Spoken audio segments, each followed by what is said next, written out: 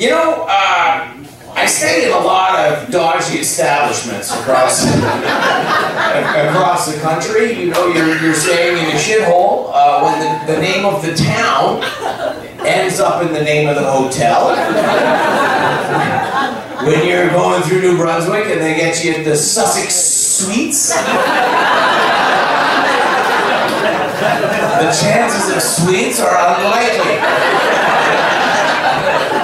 I was this winter, I was in Saskatchewan in a town called Clare. Just because I think at one point a lady named Claire probably lived there, and there was only 89 other people, and they had to pick a name. And the lady brought us upstairs to show us our rooms for that evening, and she said, I was with a female comedian, and she said to the comedian I was with, she said, "I'm gonna give you the room with the key." And I was thinking, ooh, what treat does that leave me? And she said to me, she said, "I'm putting you in number 6. And I looked at the door frame, and where the door should probably meet the frame, it had been kicked off of the frame. She said, "The room don't have a key, but don't worry, not much goes on here." I was looking at the door frame and I said, "Something has gone on here."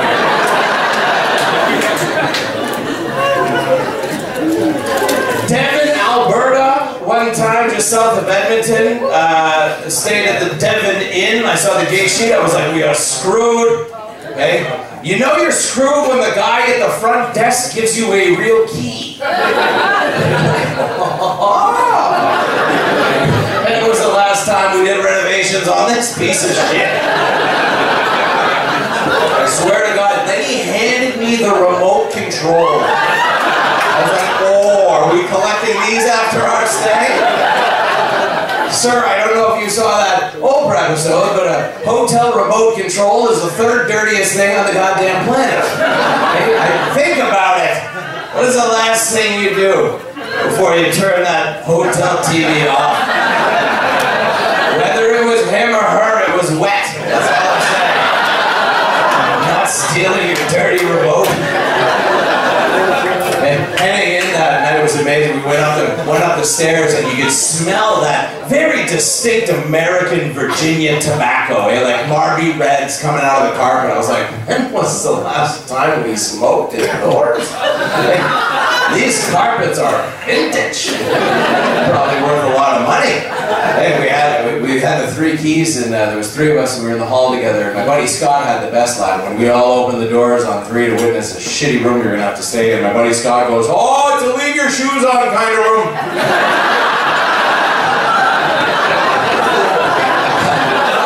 I was like, "This is a sleep with your goddamn jacket on kind of room."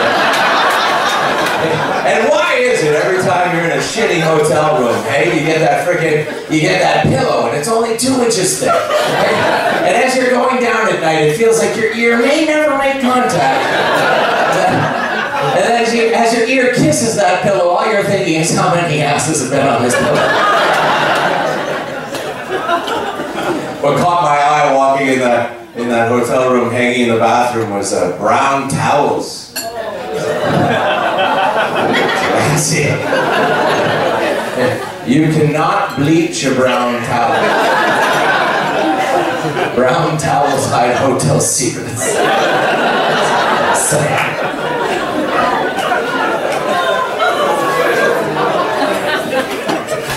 To travel the country a lot, folks, and this will probably get me in a fight after the show, and I don't care, I'm going to say it anyway. One thing that gets under my skin across this country is I am tired of Tim Hortons being Canadian identity. I think that is bullshit.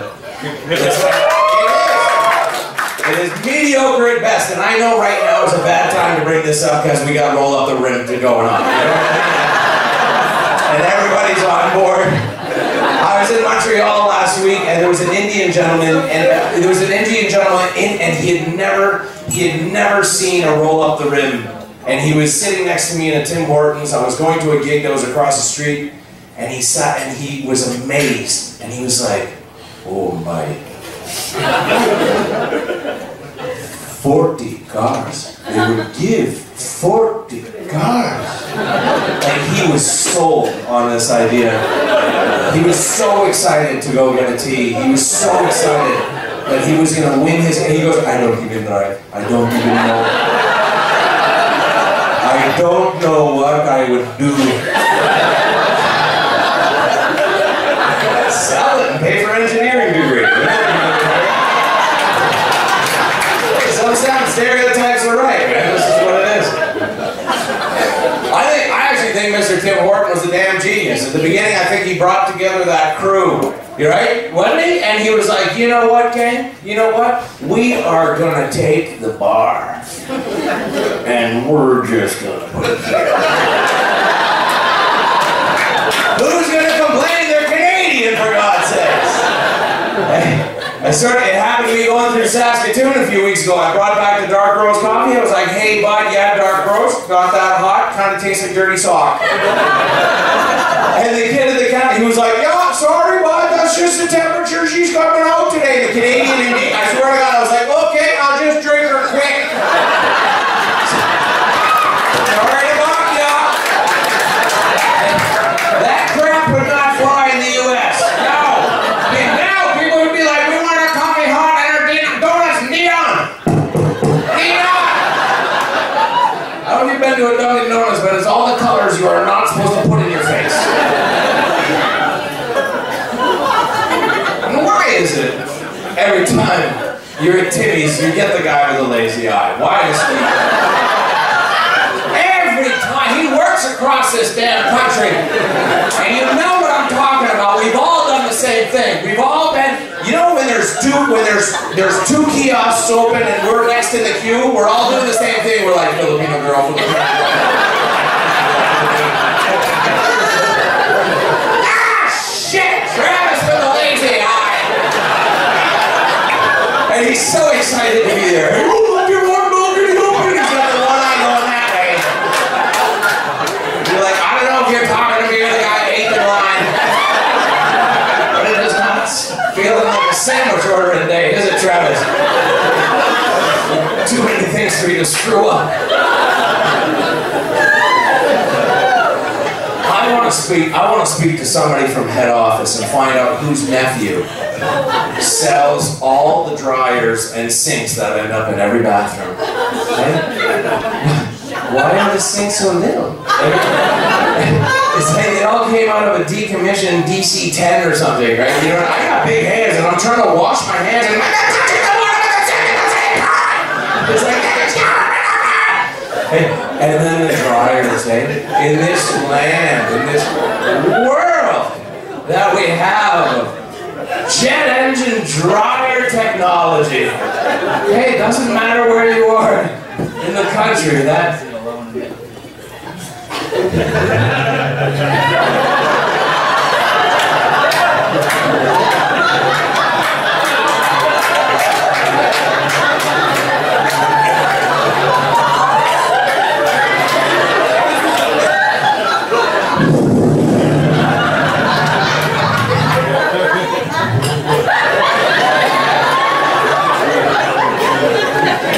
No joke. Next time you are 8th in line, people, seriously, watch the bathroom door. Everybody's coming out like this.